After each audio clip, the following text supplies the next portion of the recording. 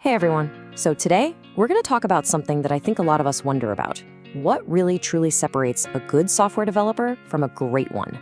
It's a huge question, right? But the answer? Well, it might not be what you think. We're going to break down the specific mindsets and habits that actually make a difference. So let's just get right into it. So let's just put it out there. What really makes someone a great developer?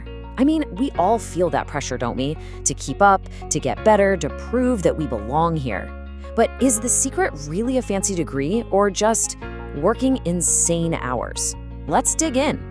Okay, first things first, let's just bust a huge myth right now. It is not about having some specific fancy degree from a big-name school.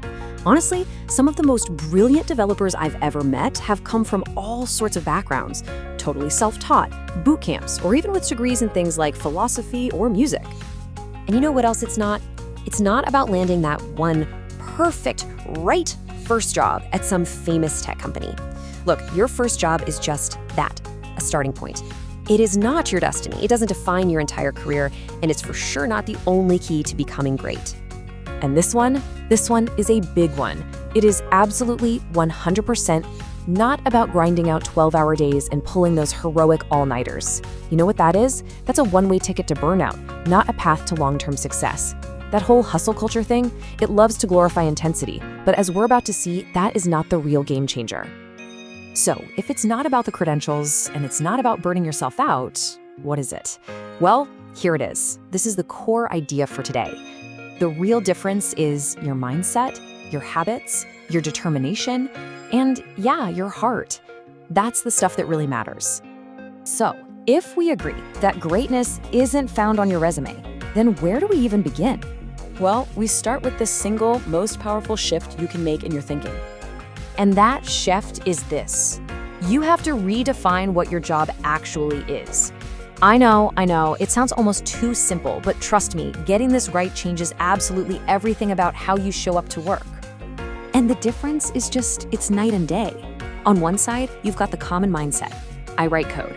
The focus here is all technical, it's about the implementation, the syntax, but the great developer, their mindset is over on the other side. I deliver outcomes. The focus completely shifts to the user, to solving their problem, to actually changing their reality for the better. Because let's be honest, users don't care about your beautiful code. They just care that their problem is gone. So how do you actually make that shift? Well, you have to fall in love with the user's problem, not with your cool technical solution. And you can ground yourself by asking these 3 questions before you even think about code. 1, what is the real painful thing the user is trying to do?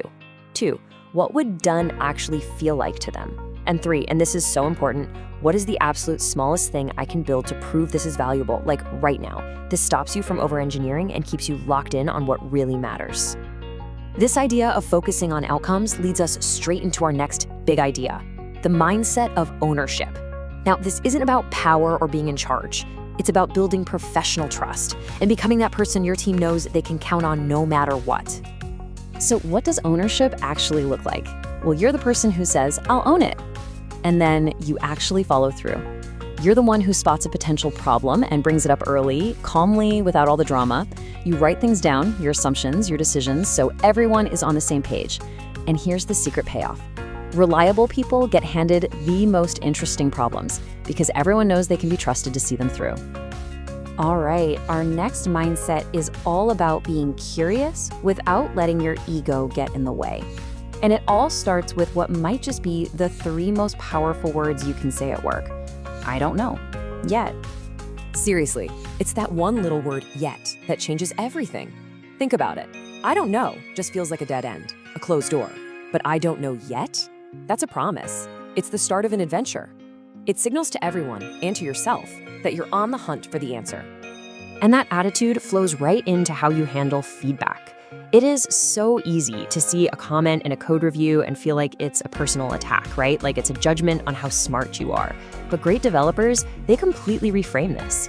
Feedback isn't a verdict, it's a gift. Those comments, they're not attacks. They are literally free coaching sessions from your teammates.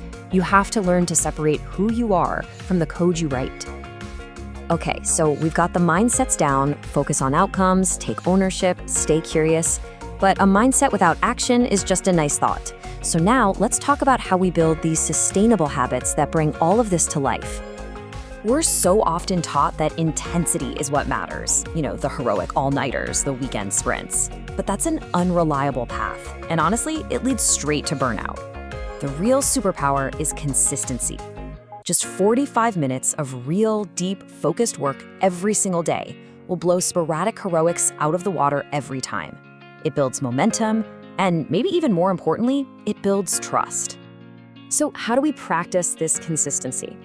We use something called deliberate practice. It's a super simple 3-step loop. Step 1, pick just one thing to get better at. Maybe it's writing better tests, maybe it's naming your variables more clearly. Step 2, for 1 week, just shine a flashlight on that one thing. Really pay attention to it. And step 3, let it compound. That small improvement is now just part of how you work, and next week, you can pick something new. And a perfect place to use this is with debugging. Instead of getting all frustrated, try adopting the debugging mindset. You start seeing bugs as interesting little puzzles, not as personal failures. You follow a system. First, reproduce the bug reliably. Then, isolate the cause. Then, write a test that fails because of it. And only then do you make the fix. Oh, and here's a pro tip. Keep a little bug diary. Seriously, you'll start to recognize patterns you'd never see otherwise. All right. Let's pull all of this together into a really practical toolkit. This is your game plan for the next 30 days. This is how you start making these mindsets and habits a real part of your everyday routine. So here's how it breaks down. Every day, schedule that 45-minute block of focused work, no distractions. And every day, make it a goal to finish one small thing, because done is always better than almost done. Then, weekly, go read a great pull request from a senior developer and just steal their techniques. And then teach one thing you learned to someone else. It's the best way to make it stick. And finally, each month, pick a single theme like accessibility or system design and just go deep on it for a few weeks. And while you're doing all this, just a quick reality check. Everybody feels like they're behind sometimes. Everybody. That feeling of imposter syndrome is totally normal. The trick is to stop comparing yourself to that genius developer sitting next to you. The only comparison that actually matters is you today versus you yesterday. Are you a tiny bit better, a little more consistent? Then you're winning. So, at the end of the day, here's the big takeaway. You don't have to be the smartest person in the room. You really don't.